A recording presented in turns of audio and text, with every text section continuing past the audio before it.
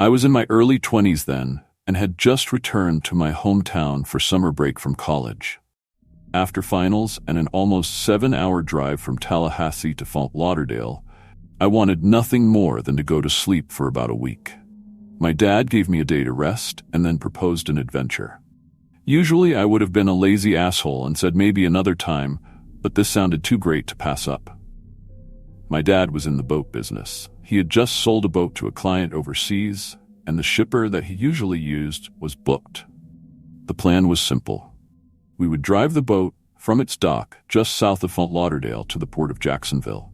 We would cruise for as long as we could stand it on the first day and either anchor somewhere and sleep in the cabin or try to find a relatively cheap hotel with a dock. The boat was only 28 feet long, so the cabin was very small for 2 adult men and had no working air conditioning, so we were leaning toward finding a hotel. But we left that up in the air in the spirit of being spontaneous. By the end of the second day, we should have made it to Jacksonville, if our calculations were correct, and after staying there overnight, we would see to the loading of the boat onto the ship in the morning. From there, we would rent a car and drive home, and the boat would be on its way to Europe. We shoved off just after daybreak on a warm Florida morning with a bag of breakfast burritos, a few bags of chips, a half case of bottled water, a large cooler with a 12-pack of beer, and 2 large Publix subs and a pint of bourbon. We headed out into the ocean by way of the Port Everglades Inlet. There was a little chop outside, but nothing too rough. I was never a morning person, but the feeling of steaming out into the ocean while the sun rose was just an unbeatable experience. I had grown up on the water. Whatever petty problems I had melted away out here in the ocean. People call me strange, but the best damn smell in the world comes from the exhaust of an old inboard boat engine. I was glad to be home. For a few hours, I stayed up top in the small tower with my binoculars spotting large sea turtles and various other ocean-going creatures. It was only around 10 in the morning, but I decided to crack my first beer. Because why not? We cruised past the Hillsborough Inlet without incident and everything was going great. But by the time we were nearing the Jupiter Inlet, the ocean was beginning to act up. After checking the weather report on the VHF radio, we decided that we were going to have to spend the rest of the day and possibly the rest of the trip on the ditch. The ditch is what my dad called the intercoastal, a waterway that stretches most of the eastern seaboard. The portion of the intercoastal that I was used to in Fort Lauderdale was a large man-made canal with tons of boat traffic. Think of it like the I-95 of the boating world. $1-million houses lined both sides, and the rich would sit outside by their pools and watch the yachts go by. But as you go north, it starts to change. After a while, the rural areas in between towns grows larger, and nature starts to creep in. The waterway winds like a river, and you begin to feel surrounded by green nature instead of gray seawalls. People already think of Florida a weird place, but you haven't seen anything until you move away from the cities.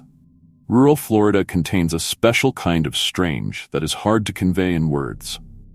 I watched a man drift by on 2 large pontoon floats with a picnic table strapped to the top.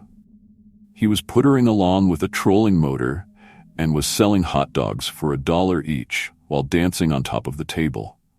I kind of wanted one of those hot dogs, but my dad thought it was a bad idea. It was late afternoon when it began to rain. It was a light rain at first, and I could still make out the numbers on the navigational markers that stuck out the water every so often. The previous owner had stripped the boat of its electronics, so I kept track of where we were by following along in the chart book I had brought along with us. We made decent progress, but as it got later, the rain started coming down harder and harder. After a few hours of inching along in a heavy rain, we had gotten pretty wet and decided to start looking for somewhere to stay for the night. The only signs of civilization we had seen for a while were a few trailer parks and small run-down houses with lots of land in between them. Soon, we didn't know exactly where we were because the rain had obscured my view of the navigation markers. We knew that we would have to stop soon because we couldn't see shit and could run aground if we weren't careful. At some point, I realized that it had been too long since the last navigation marker. Either the rain was too heavy to see them, or we had veered off the main channel and were no longer on the intercoastal. After another half hour, I was sure of us having taken a wrong turn of sorts. The chart book was soaked and started to fall apart in my hands. I cracked a beer and looked through my binoculars at a whole lot gray. I could barely make out what looked like yet another old RV or trailer park at the edge of the water coming up on the left. My dad asked for the binoculars, and I asked him what he saw, and he replied in a worried tone that he saw a whole lot of jack shit and we should dock at this trailer park coming up and see if there was a motel nearby and if we could rent a dock slip for the night. We were soaked and could use a nice warm meal. We were in a narrow part of the channel when the engine began to sputter. We could feel the shaft lock up underneath us, and just like that, we were dead in the water. We both figured pretty quickly that something must have gotten wrapped up in the prop. I didn't like the idea, but I knew what had to be done. I took my pocket knife out of my backpack and took my shirt off. I climbed down into the water from the swim platform on the transom of the boat. The water was murky, and I had to feel my way under the boat to the propeller. I could feel a rope wrapped tightly around the prop and began to start cutting it loose. Once I had cut the rope free, I noticed that it was attached to something on the other end. I gave it a tug and realized that it was tied to a branch that was about a half a foot underwater near the edge of the channel. I wondered what the other end was attached to. It didn't make any sense, but the first thing that came to my paranoid mind was a booby trap, or maybe just some jackass kids looking to fuck up someone's day. My dad fired the engine back up, and we continued up the channel. The trailer park up ahead didn't seem to have any docks with an actual seawall, so we pulled up as close as we could and hopped off with some dock lines and tied up to a nearby tree. Some locals were walking towards us now, and the rain was clearing up just enough to help with the visibility a bit. There were 3 of them, and the sight of them gave me the goosebumps and made me wish I hadn't watched Deliverance a few months ago on cable. It was strange, but I noticed that all 3 of them had cauliflower ear, an affliction that was usually only seen in career boxers and wrestlers. Too many blows to the ear area without proper medical attention. I also noticed the SS Thunderbolt tattoo peeking out from under one of their collars. "The fuck y'all doing here?" the one in the middle immediately asked. We briefly explained our situation and asked if there was a motel in the area. They turned their backs to us and talked amongst themselves for a moment, and then one of them told us that they would show us to Savannah's place and that she ran a bed and breakfast. Once we got to the building, they led us to WAC. I was skeptical as to whether this place was an actual bed and breakfast. No signs, no nothing. "Authentic old Florida experience," one said as he patted me on the back. It was an old 2-story house in questionable condition. I heard the hum of a generator, and at that point noticed that there were no electric poles anywhere. We were more isolated than I thought. We paid the girl up front $50, and she gave us some fresh towels and a bar of soap. She also mentioned that dinner would be brought up to us in 1 hour. After a nice hot shower and a surprisingly decent meal of catfish and fried okra, my dad was starting to feel better about our situation. He decided to turn in early so we could get up with the sunrise and make up for lost time during today's bad weather. I took a good pull from the pint of bourbon I retrieved from my backpack. I wasn't tired and didn't feel like listening to my dad snore up a storm 6 feet away from my little ass bed. The girl downstairs was cute, and I decided to try my luck. She could wear the hell out some overalls. I asked her if she wanted to go out to the boat for a beer or 2. "Sorry, I'm busy tonight." "We are all busy tonight," she said with a menacing smile on her face. She explained that tonight was a special night for their town and most everyone would be celebrating. She noticed that I had no idea what the hell she was talking about and then excused herself. I couldn't tell if she was bashful because she realized I was a total outsider and not just a friend or visiting family member, or if she was nervous, like she said something she should not have. Something didn't feel right here. Something about these people. Their eyes were too black. The rain had stopped by now, and it was about 11 o'clock. I sat on the back deck of the boat and cracked a beer. I was feeling fucking restless, I took another pull from the pint and tried to think on why my mind wouldn't slow down. Something didn't feel right here. Something was wrong and wasn't just the usual weird-ass Florida kind of wrong. I decided to go for a walk and stretch my legs. There were a handful of floodlights attached to high poles to provide light. It almost seemed like an encampment instead of an actual town. There were probably a dozen or so small buildings and trailers, which all looked to be in ill repair. One off to the side housed a handful of generators with extension cords running in every direction from it to the various other ramshackle buildings. I walked the entire perimeter of the area, probably a few miles worth. A few things bothered me. One, where the fuck was everybody? It was late, but there didn't seem to be any evidence of anyone nearby, and yes, I peeked in a few windows. When I start to get a good buzz going, I like to explore. Can't say it hasn't gotten me in trouble a few times, but it is what it is. The other thing that bothered me was that after circling around the whole place, there was no road leading out. I saw a few old pickups and a couple dirt bikes around, but no streets, no signs, and no roads. We were surrounded by Florida wilderness on all sides. I then walked to the water, where there was a houseboat tied off to some trees. There were branches all over roof, and it looked like someone tried to camouflage it. I peeked inside and immediately got a clearer picture of what was going on here. There were a few shotguns laid out on a table inside, and they had what looked like a science experiment going on in the kitchen. I've seen enough episodes of Breaking Bad to know just what kind of chemistry project these guys were playing around with. There were buckets with tubes coming out of them and beakers with various chemicals and all the other usual meth-making accessories. In my mind, I now determined the situation we were in to be officially dangerous. I would go back to our room and let my dad know what I saw. We would keep our mouths shut and be polite and leave at daybreak, pretending not to know shit and leave these lowlifes to their meager criminal enterprise. I took a different route back to the building we were staying in, and at once smelled the worst goddamned smell I have ever smelt before. It was coming from a smoldering fire in front of one of the trailers. As I approached, I took out a small flashlight from my pocket to investigate. Blood was everywhere. The stench of rotting flesh attacked my senses. To my shock and surprise, I saw the severed head area of a manatee sitting on a tree trunk along with strips of meat. I almost threw up right there. There were different pieces of this animal laying all over the place. It almost looked like there was some sort of order to the chaos, though, like different pieces forming some obscure geometric shape. I didn't stick around long enough to really study it, though.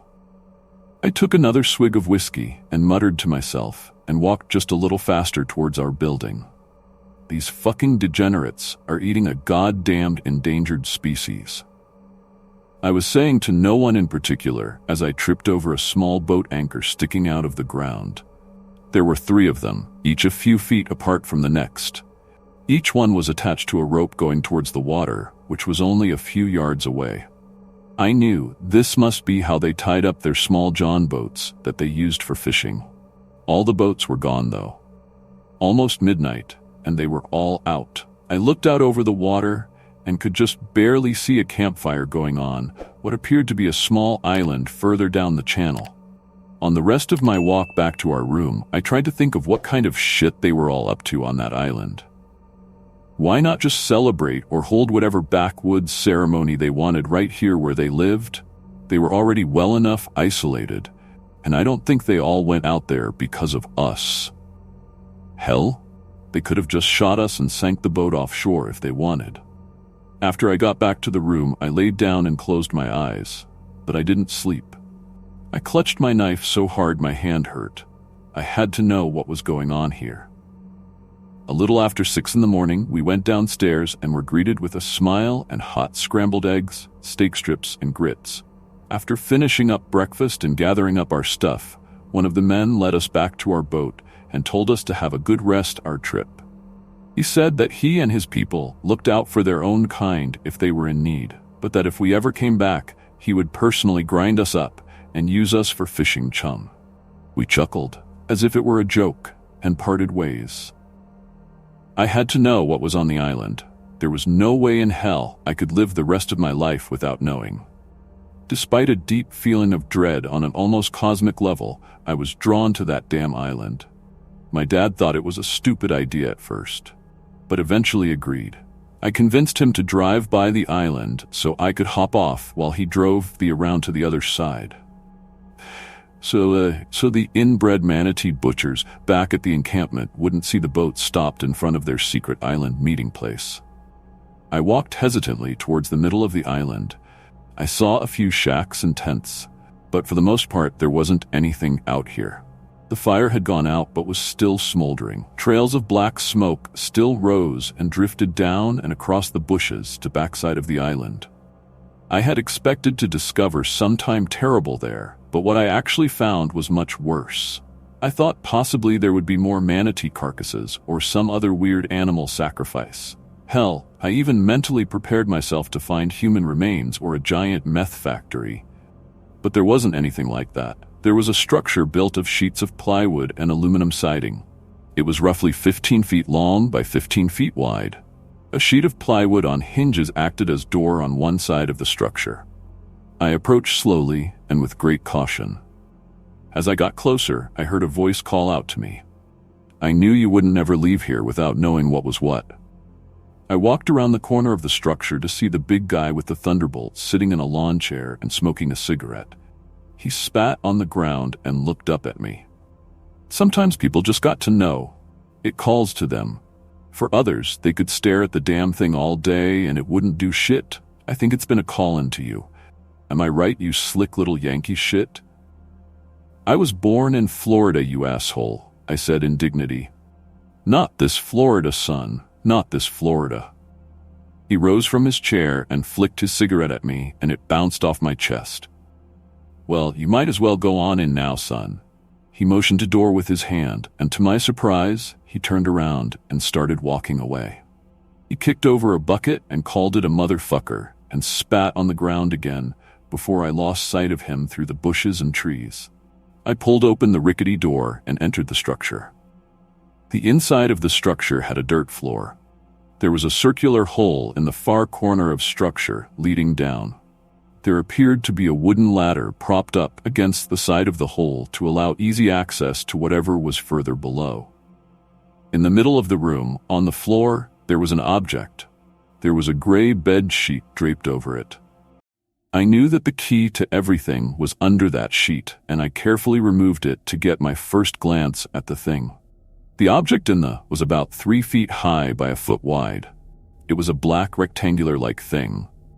There was writing etched into every inch of the thing in a script that I had never seen before. Being an anthropology major, I have studied many old languages, and this was not among them. It was extremely polished and reflected like a mirror. It seemed to be emanating some sort of phosphorescence, and for roughly 2 feet around this thing, everything was a bit hazy or in some way distorted. It's hard to explain because my brain had a hard time registering what I was seeing. I could see this thing perfectly, but the area around it was blurring in and out in a pulsing type of motion. Then shit got even weirder. Right there in front of me, nature started to fucking glitch out. The thing continued to have its hazy pulse, but every few seconds, there was a zap and a flash, and the whole area just...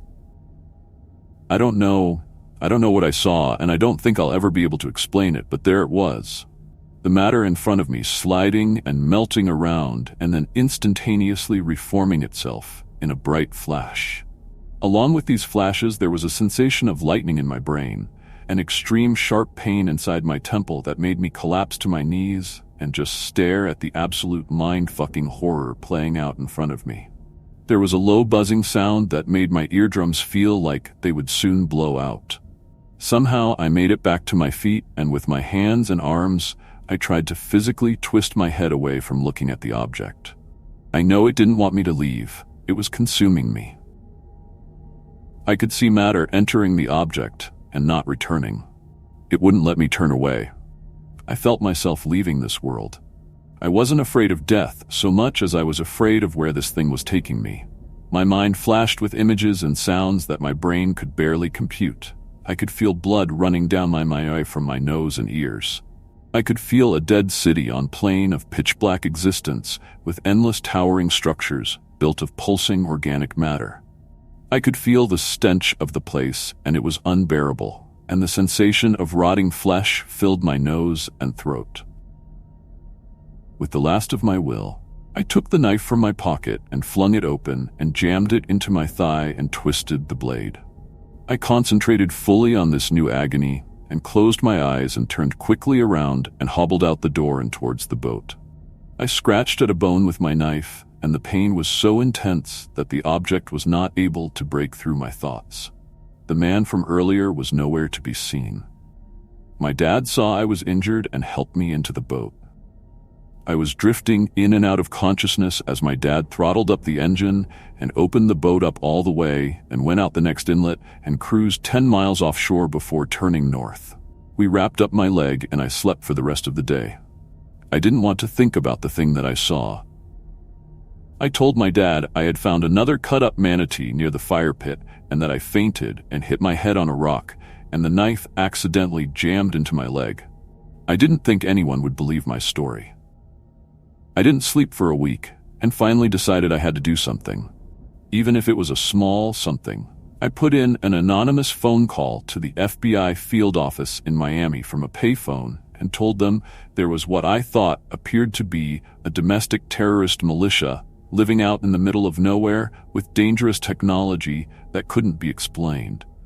I tried to play up the terrorist angle in hopes that they would find it more credible than a report about a devil cult or some such bullshit. I told them about the area as best I could guess by looking over the maps when we got home. Basically, that's it. 4 days later, I saw in the news that a dozen people died in a meth lab explosion during a raid conducted by federal agents. The area reported was a little north of Cape Canaveral and Kennedy Space Center in a small rural township called Oak Hill. I knew a dozen people couldn't even fit in that small houseboat that they were cooking their shit in, so I guess the feds just went down there and wiped them out. The cloud from the explosion was reportedly 100 feet high. I'm figuring they called in a drone strike after figuring out what was going on there, but I'm just not sure.